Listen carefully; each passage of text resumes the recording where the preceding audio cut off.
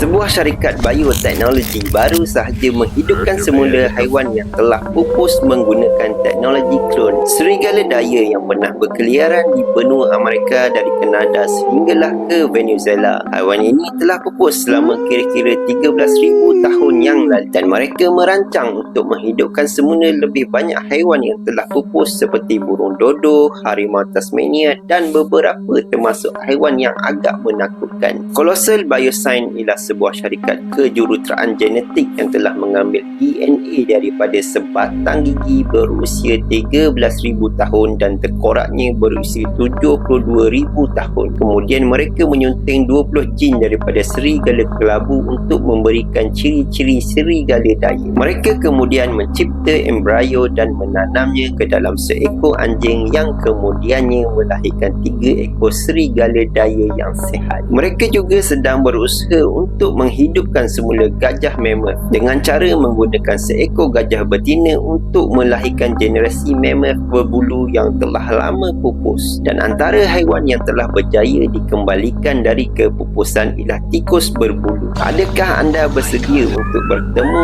binatang-binatang purba ini? Tolong komen sikit.